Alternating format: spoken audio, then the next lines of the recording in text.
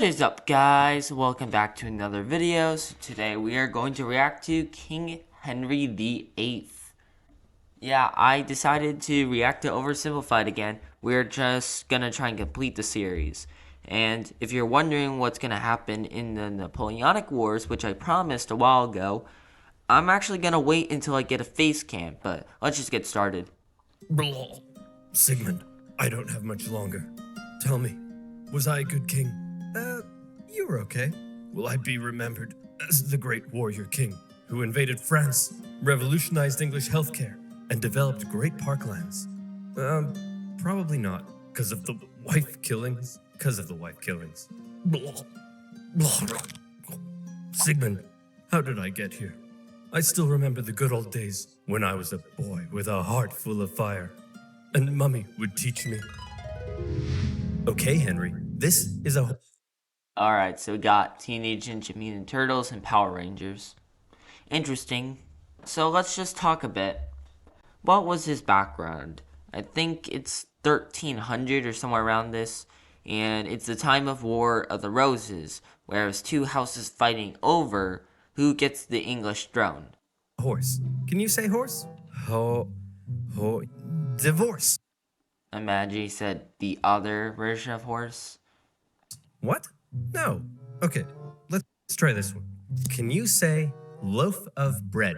Loaf with her head. No, Henry, that's wrong. You know what? Last one. Okay.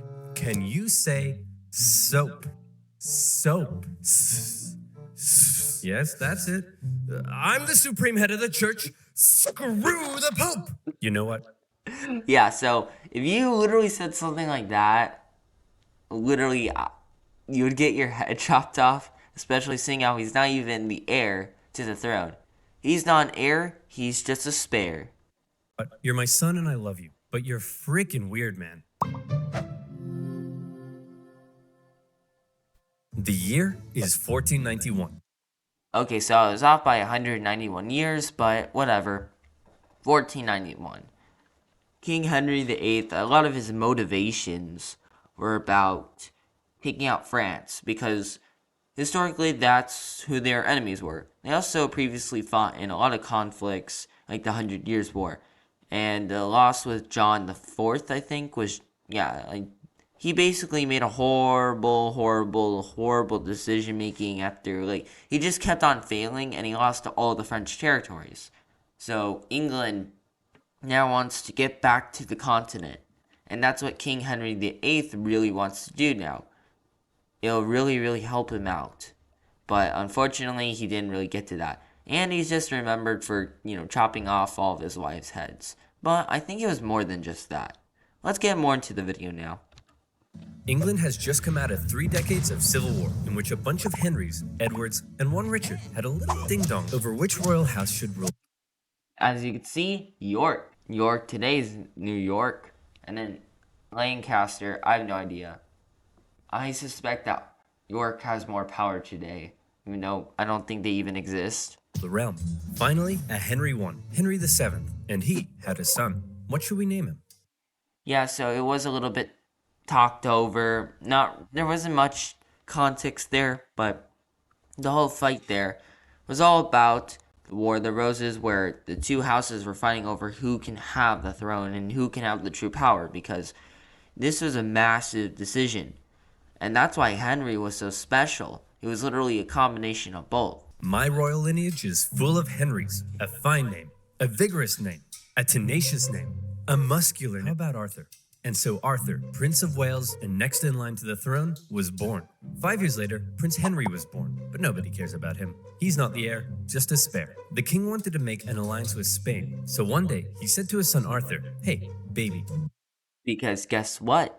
Because Spain will make it harder for France to use a lot of their ships and oceans. And, well, not really much. Because why didn't Spain ever really get in there with the rest of Europe? The reason why was because there was mountains, I think the Pyrenees Mountains or some name like that. Because of the mountains dividing them, they were very isolated. It's kind of like the Himalaya Mountains in India.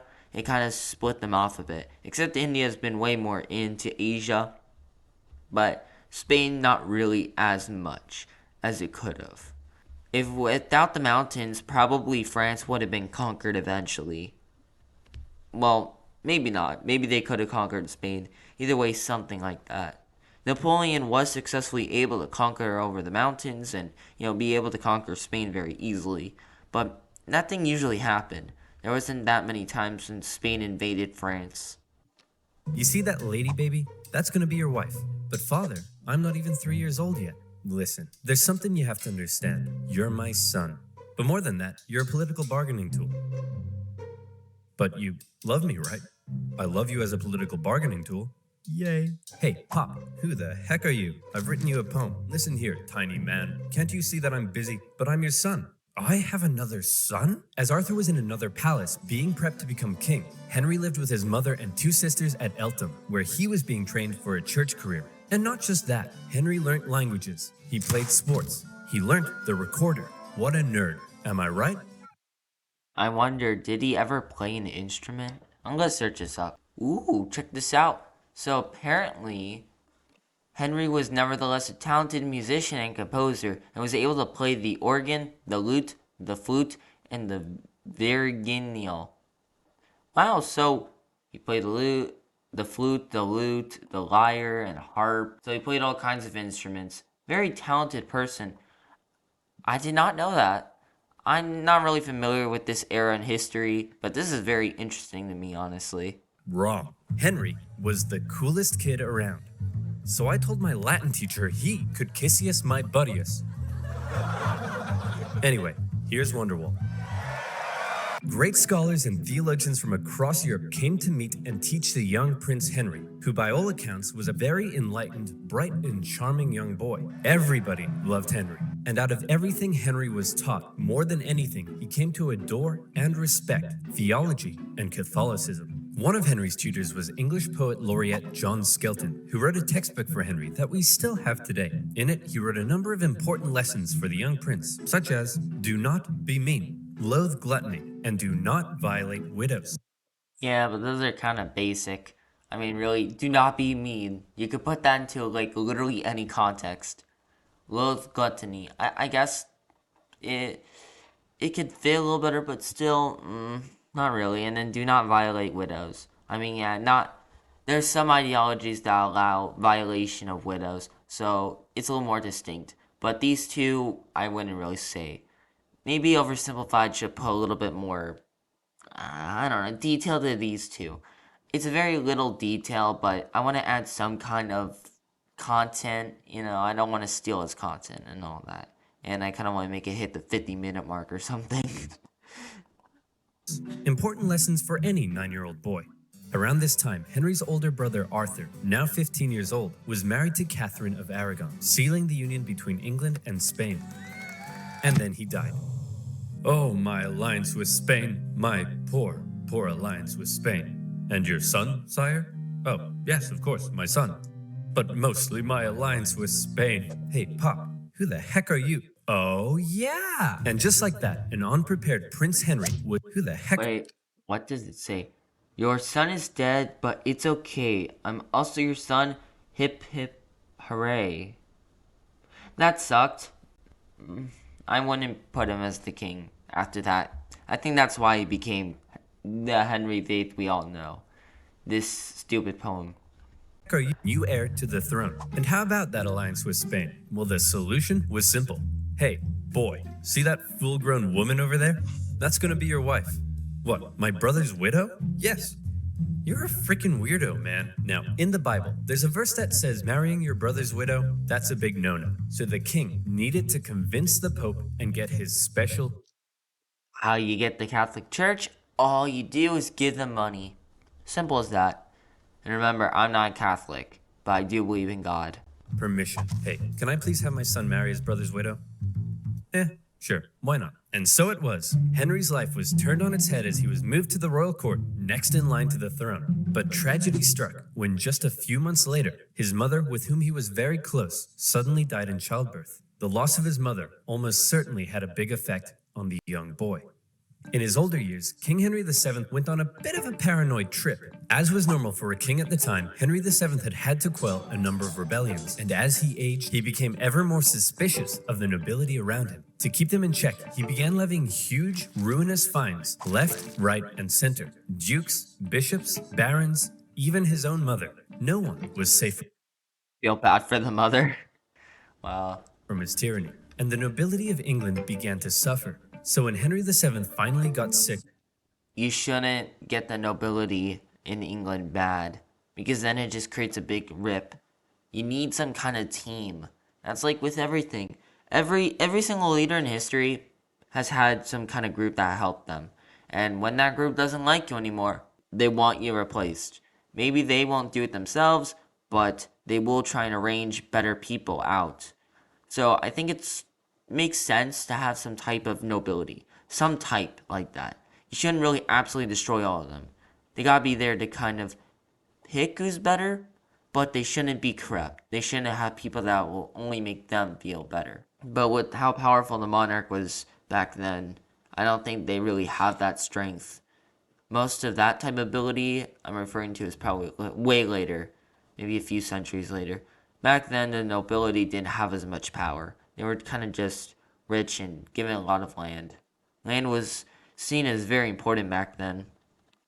and died just after Christmas 1508, there was a lot of celebration. Not only because the tyrannical Henry VII was gone, but because his replacement was the ever-popular, charming, and handsome 18-year-old King Henry VIII.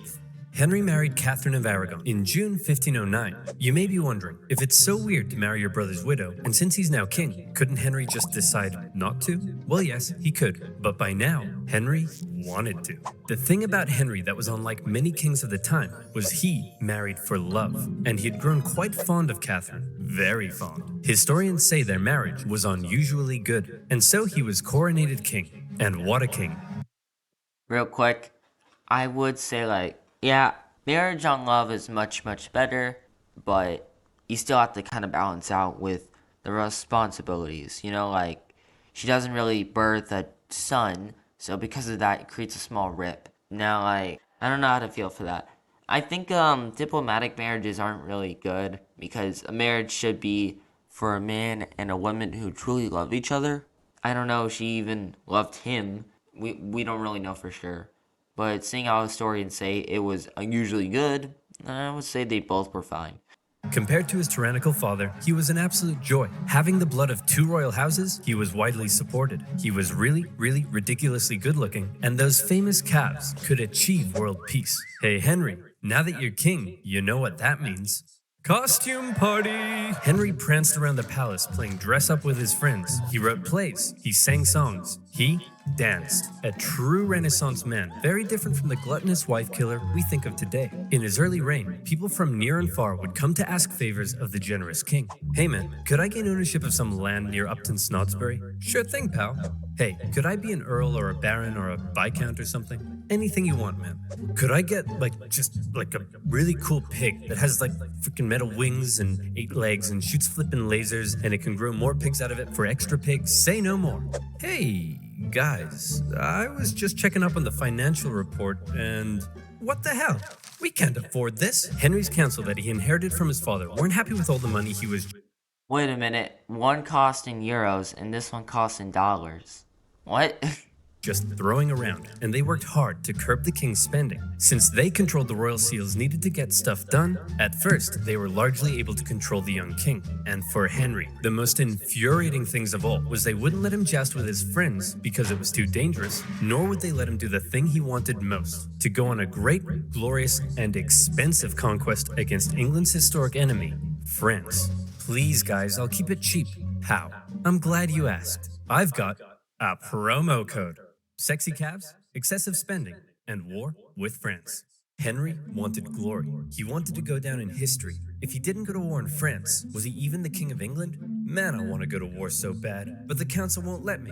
Hey, maybe I can help with that. Whoa, it's Cardinal Wolsey, one of my best friends. Despite being an old-ass man, Cardinal Wolsey knew that if he helped King Henry, there'd likely be something in it for him. So what was his great, intricate plan to curb the council's power? You're the king, dum-dum. You can do whatever you want. Remember, the king had a very large amount of power back then.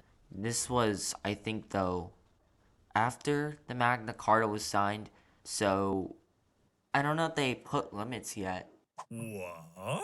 Wolsey began writing bills that simply didn't require the seals, and thus Henry was back on top. For his efforts, Wolsey began to climb the ranks, and he became something of a yes man for King Henry, encouraging Henry to frolic and play. Never have a yes man. Never. Because if you don't take criticism, then that just leads you to even greater problems. While Wolsey took care of business. Hey, kid, you want to go on an adventure? Do I ever? The Pope was at war with France and he needed some help. Man, look how big the Holy Roman Empire is. Oh my, that's enormous.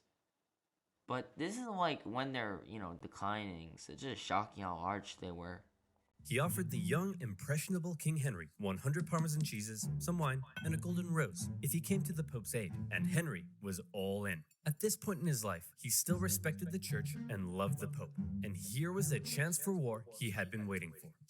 He still didn't have an heir, a fairly big problem for a monarch at the time, but right now, the only kind of smashing he was interested in was smashing French guys in the face. And so off he went.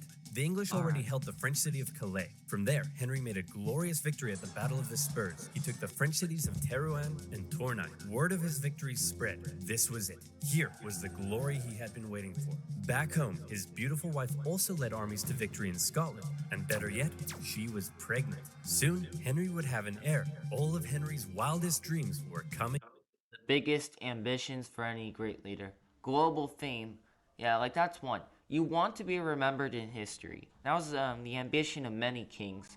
They wanted to be remembered as something good and great and amazing because then everyone would talk about them, and that's the greatest attention you would want.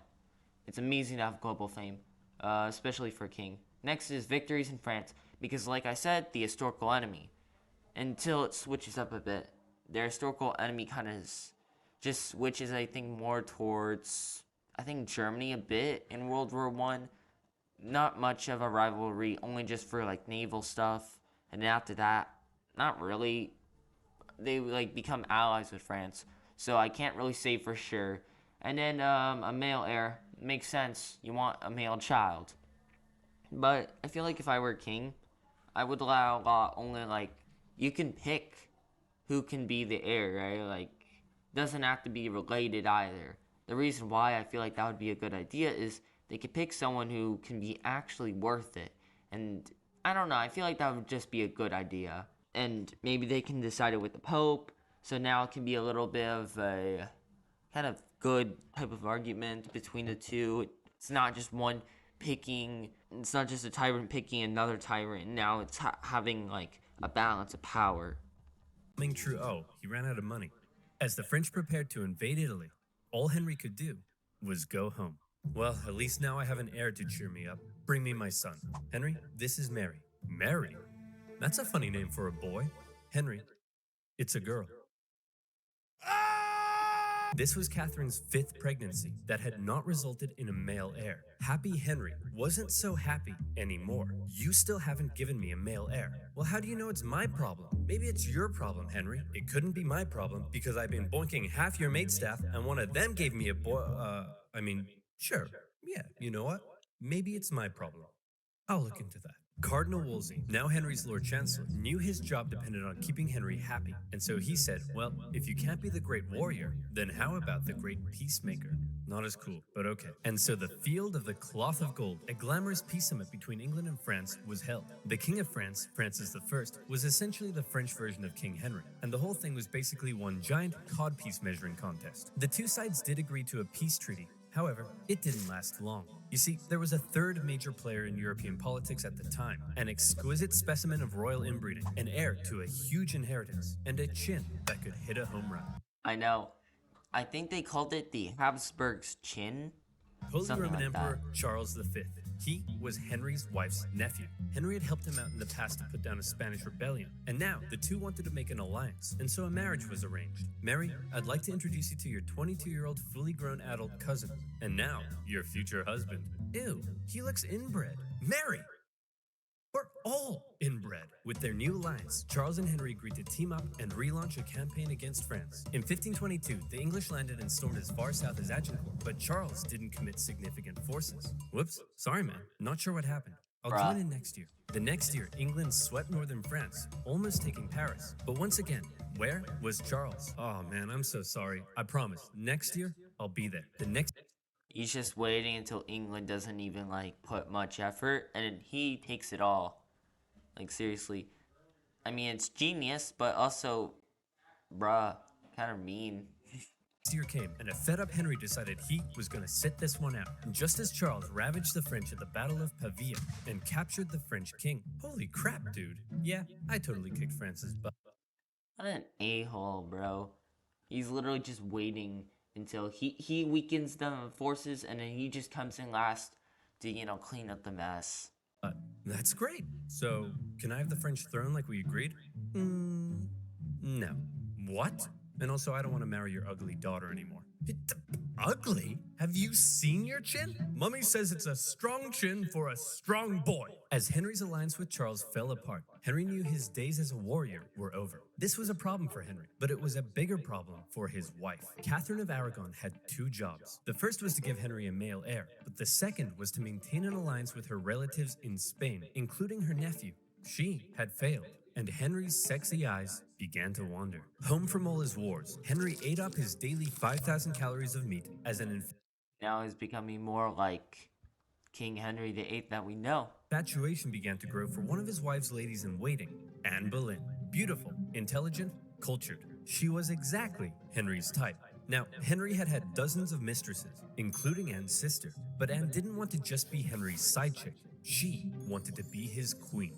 Henry sent dozens of letters, thirsty love poems. In one, he proclaimed that he would like to kiss her pretty duckies. Henry What does that even mean? What? I gotta search this. Alright, so I did some research. Apparently, it's slang for breasts.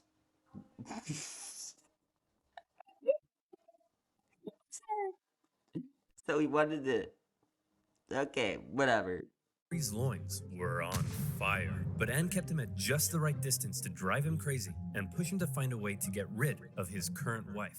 Wolsey, I want a divorce. And as the representative of the Pope here in England, I expect you to sort it out quickly and quietly. I don't want this to turn into a Europe-wide scandal. You got it, Your Majesty. Hey, Big Papa! My boy Henry says he wants to divorce his wife. Any chance? To Henry's shock and horror, Wolsey deferred the case back to the Pope in Rome. To make matters worse, after all the wars in Europe, the Pope was currently under the thumb of Charles V. Now everybody knew what was going on, and Henry's divorce trial had become a pawn of greater European politics. For Wolsey, the decision was a disaster. His job was to keep Henry happy, and Henry was very, very unhappy. Nevertheless, the divorce trial began. Henry's case rested upon the Bible verse in Leviticus that claimed marrying your brother's widow would lead to childlessness. And Henry And also, one of the biggest ways that kings, even outside of England, would basically divorce was the argument of, oh, we're cousins. Even though they all kind of knew that and just ignored it. I mean, it's pretty funny, honestly. If you want more context on that stuff, and even another cool story about England and bad monarchs, you can go check out this video I found, which I thought was pretty cool. Henry was certainly having a hard time getting a male heir. He argued that the Pope had got it wrong when he allowed Henry to marry his brother's widow, and that now divorce was the only solution. However, the Pope and Charles V acquired some interesting letters from an unknown source. He wants to kiss her pretty duckies? Man, this guy's loins are on fire. The Pope now knew the case for divorce may not actually be found in Henry's Bible, but in Henry's pants. After escaping Charles V, the Pope did send out one Cardinal Campeggio to oversee the trial. Campeggio was an old man racked with gout. It took him 6 painful months to travel from Rome to England, and when he finally got there, this kept happening. Hey, I need you to take a look at this evidence. I can't. My gout is acting up. Hey, are you ready to take my testimony? I can't. My gout is acting up. Hey, can you please make a decision? I can't. Your gout is acting up. My gout is acting up. Anne Boleyn, with her Protestant views in support of the Reformation. Protestant, so now it's a split between the Catholics and the Protestants. There's no way the Catholics would allow her to be part of, the monarch. No one would allow that. Or, well, the Catholics wouldn't. So, no wonder this split happened. It was inevitable. Suspected the Pope was just delaying. For 2 whole years, the trial dragged on, and in the end, the Pope simply said, no, no divorce for you. Henry, the king that had previously defended the Pope militarily from France. Also, ignore the music from behind. I don't know if you can hear this, but there's some annoying music getting played in the background from my family. And intellectually from the reformist ideas of Martin Luther, who had once respected the Pope above. This is a major thing. He defends, just look to his perspective. He keeps on defending the church, and he was big into the theology, right? And then now he's kind of getting teared apart against the Catholics because they won't let him, do this decision, which he's really, really lustful at. I think that was Henry's biggest problem. He had a big lust problem. And lust also leads to a lot of things like gluttony, because you ignore your self-improvement of your body. That's a good lesson for us all. You can't let lust take over you. Vol now found the Pope standing between him and fourth base. Your Majesty, what will you do? I'm the king, dum-dum. I can do whatever I want. What? For his failure, Henry removed Wolsey from the court, a decision that was likely influenced by Anne Boleyn, who disliked the cardinal. Having fallen from grace and with potential charges of treason over his head, Wolsey died of illness a year later. Then, Henry set about removing England from the influence of the Pope. Hey, if you do that, I'll excommunicate you. Who cares, man? Oh no. Uh-oh, you do not want the excommunicate. No, you wouldn't want that. Here's the problem. If you get excommunicated, if a country declares war on you, no one will defend you. You're not seen as a true Christian. You're gonna get all Europe mad. Just saying, that's a stupid idea to get excommunicated. No, apathy. My weakness. Henry gathered theologians and scholars together to help him make his case against the Pope. Together, they argued to the people of England that the Pope's rule over the church was basically a takeover of what had once been a self-governing, national English church. And if that sounds familiar, some historians do believe this moment may have laid the foundations for English Euroscepticism. That's right, Brexit may have been influenced by Henry's explosive loins. By and large, the people gave Henry their support, and those that didn't were going to be in for a rough time. But for now, Henry assumed the role of supreme head of the English church, and his next divorce trial was a foregone conclusion. Catherine of Aragon was Aragon, and Anne Boleyn was in. All right, I've upended the entire country to be with you, so you'd better give me a son, okay? Now, did you get my letter about the duckies? Having finally married the girl of his dreams, it was party time for Henry. And what a party. Life in the Tudor court was non-stop. Huge banquets, with each person eating on average 5,000 calories a day. And no vegetables. Those are for poor people. Rich people ate meat. And so you know what else is And apparently KFC. for rich people? Constipation. But don't let that stop the party. The toilets are communal. Apparently, I think there was also a disease that was extremely common. It's called, trying to remember. You ate something, it just slid right through you, and there wasn't enough nutrients in your body. And Henry himself was the center of everything. He ate the best food. He had 1,200 pairs of shoes. He didn't even have to wipe his own bum. Life was great. Imagine being that privileged. It's gonna come all crashing down soon. Everyone, I give you your majesty, King Henry VIII. But how did they pay for it all? Well, influenced by his fairly Protestant new wife, since Henry had overturned the organization of the church, this is how they paid for it. Oh my goodness, how awful. And I think this is maybe one of the reasons why England switched from being majority Catholic to more Protestant of a nation. Selling fake fragments of the cross? Vials of Jesus' blood that you got from a duck? Using religion in this way? This is terrible. I must confiscate all this money at once. Yes, how awful. I must take all of this away immediately. Monasteries across the nation were dissolved and their riches placed in the royal coffers. Obviously, many people weren't too happy about this, but Henry had a plan for that as well. Henry's descent into tyranny had begun, as any who rejected his new claim as supreme head of the English church found their heads on the chopping block. It's chop, chop, chop, chop. Just like the French Revolution. And so Henry partied. He danced, he sang, he ate, he jousted. Oh boy. The love gluttony. Violate widows! This is gonna make my thumbnail. Wait, let me take a screenshot. In 1536, Henry fell from his horse in a jousting accident. Not for the first time, but certainly the heaviest fall he had taken yet. Some And his leg became all oozing. Like, that's just disgusting, bro. historians believe the brain damage caused by the incident may have violently accelerated Henry's descent into tyranny. Executions in England ramped up.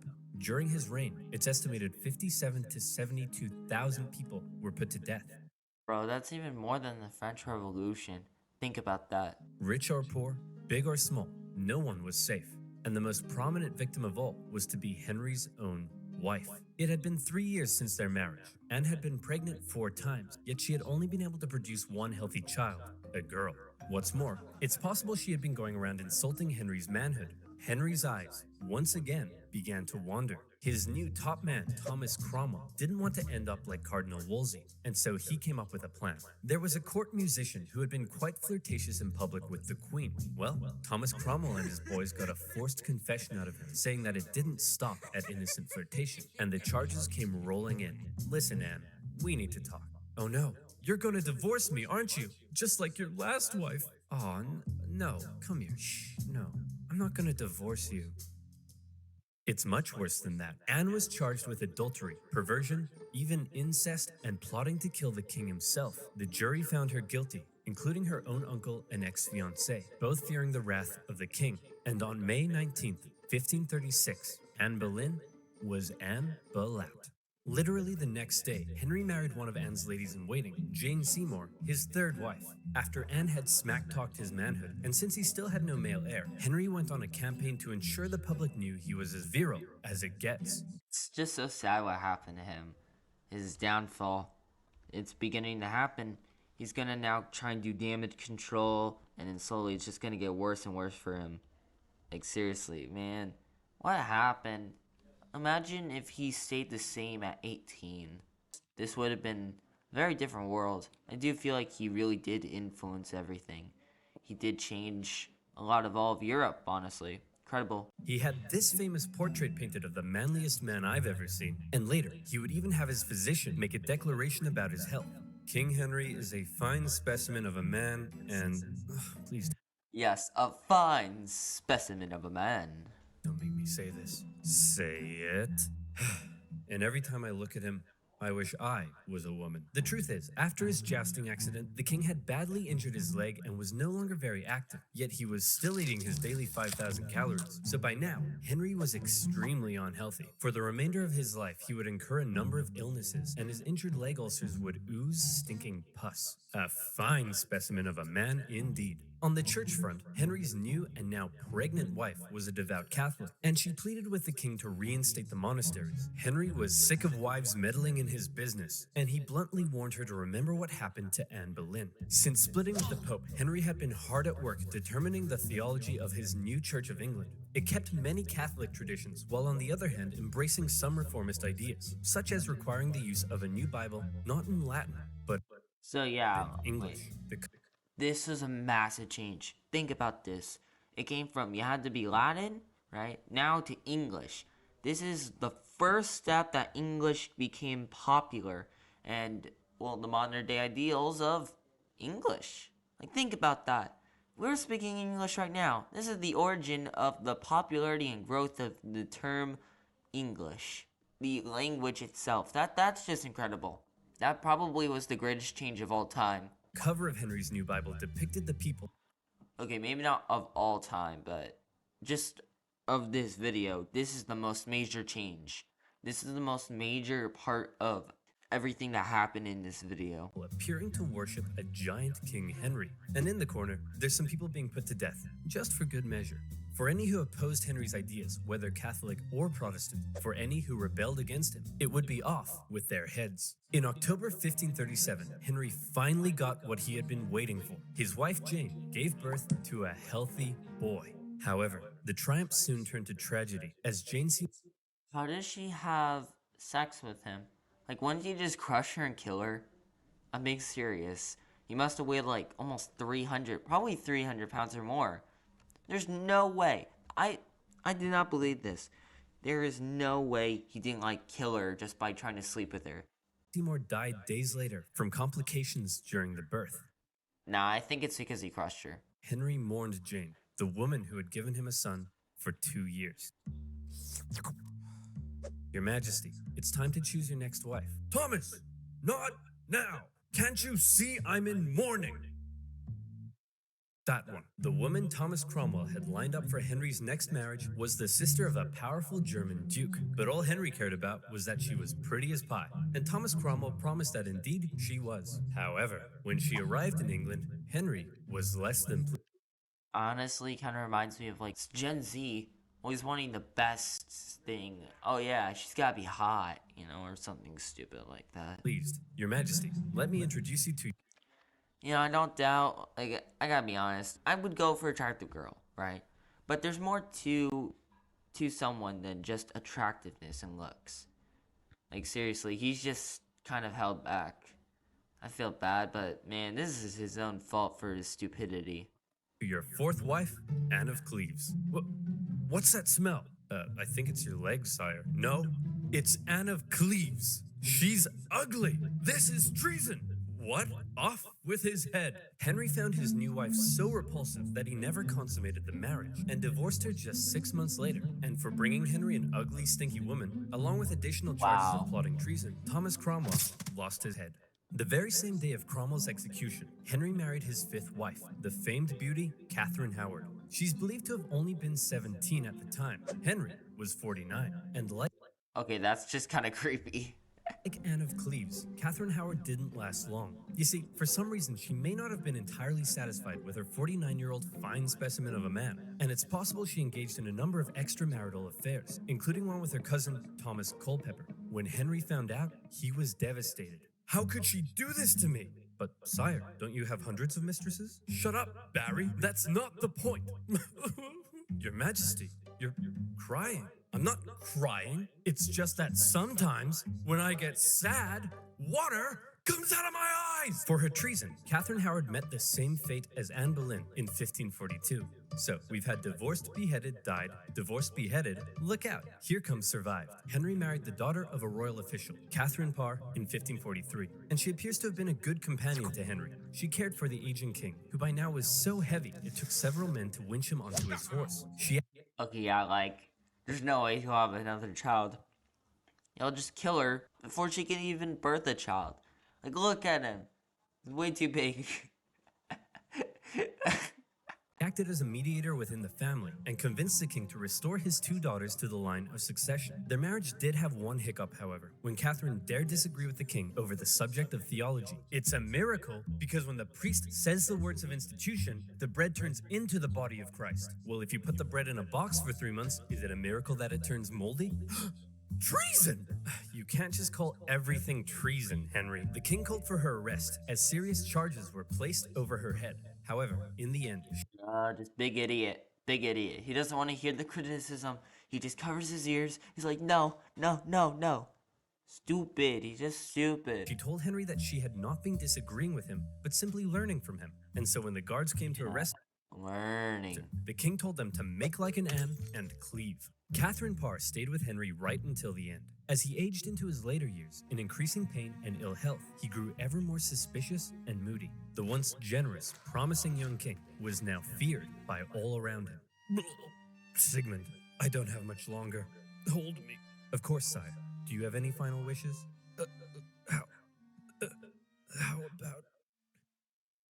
How about one last conquest in France? And so in 1544, Henry made for Calais. The pesky French had been supporting the Scottish in their ongoing wars with England, and they also owed Henry some money. So the extremely unhealthy king personally led a siege against the French city Or horse. of Boulogne. The English dug tunnels under the castle. Oh yeah, that's a major thing too. Back then, a lot of people used this type of strategy where they would dig under and then come out and fight. Think about it. This is around 1400, and they still kind of somewhat like this today.